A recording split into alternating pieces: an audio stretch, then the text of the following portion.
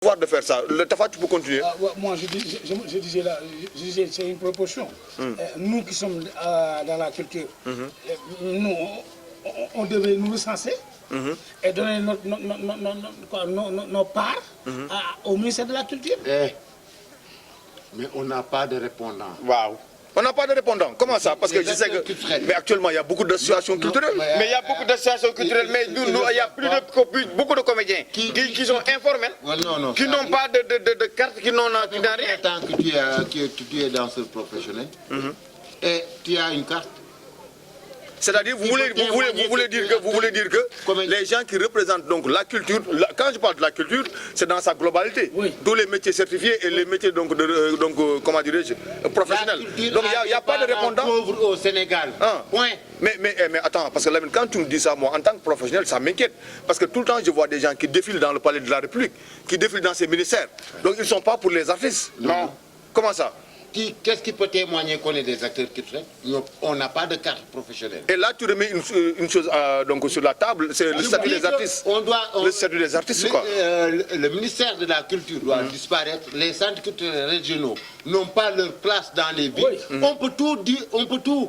Il y a enlevé par... Mais Lamine, pour te taquiner, tu vas créer un cataclysme au Sénégal, quoi. Parce que nous, on parle de Covid-19 qui a secoué les familles. Toi, tu parles donc de déboulonner le ministère de la Culture. Au début et à la fin mais tu as parfaitement raison. Donc, et pour devenir acteurs culturels qui devaient en quelque sorte être au devant de la... Voilà, pour sensibiliser. Mais tu vois dans les télés, il y a des rappeurs qui font des sketchs.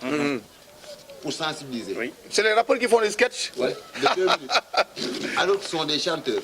C'est le monde à l'envers, c'est le monde à l'envers. Donc pour revenir à Fodé, parce que Fodé, comme je le sais, je le connais, Fodé, donc tu es vraiment, quand on parle de père de famille, tu es le vrai père de famille. Le 27 passé, c'était la journée mondiale du théâtre. La journée mondiale du théâtre. Le président a reçu qui parmi les acteurs culturels? Mais comme on a dit, donc...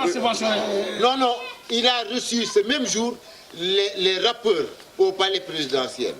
Il n'y avait pas de comédiens.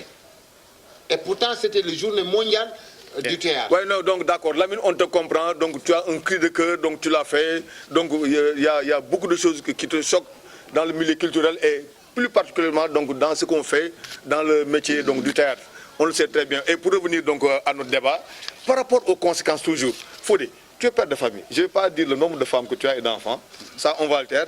Mais actuellement, qu'est-ce que tu ressens? Et non, pas conséquence. Quelle est la proposition, la solution que tu proposes donc, pour que ces 1000 milliards-là prononcés par ce président soient bien redistribués? Donne-nous une dernière proposition, comme ça on entame sur ce que je comprends par les 1000 milliards. C'est pas encore bientôt. Non, d'accord, mais donc les 1000 milliards. Ce que je comprends par les 1000 milliards, chacun avec ce qu'il doit. Oui. Chacun avec ce qu'il doit. À la banque, vous avez une carte. Allez là-bas, c'est moi. Il y a des personnes qui ne connaissent pas à la banque. Il y a des personnes qui ne partent pas à la banque. Il y a des personnes, leur argent, c'est dans la maison. Tu sais, pour tout ce que vous disiez par la position du riz, de temps en temps, les femmes viennent de dire que parfumé n'est pas dans cette boutique. Et nous mangeons du parfum. Et pour attirer votre attention, mes amis, donc je vais revenir sur vous. Je vous ai laissé vraiment... je vous ai laissé la parole, mais ce qui plane par exemple dans notre débat, ça montre nettement que vous n'êtes pas ensemble. Et pourquoi je vous pose cette question? Le président de la République a invité des personnalités donc, au niveau du palais. Donc vous avez vu des politiciens, vous avez vu des artistes, des hommes religieux, etc. pour donner des propositions, des solutions par rapport à cette crise. Et on ne sait pas ce qui s'est passé là-bas, à part les petites interviews qui ont été exhibées donc, à la télé. Mais comme nous, déjà, un groupe très restreint, on n'est pas d'accord. Est-ce que ces gens-là sont d'accord ou bien ils ont proposé au président des solutions de cette crise? Est-ce que ces gens-là connaissent ce que la population sénégalaise endure? Comment ça? Ils sont des responsables. Ils ont des salaires qui peuvent leur permettre d'assurer leur survie.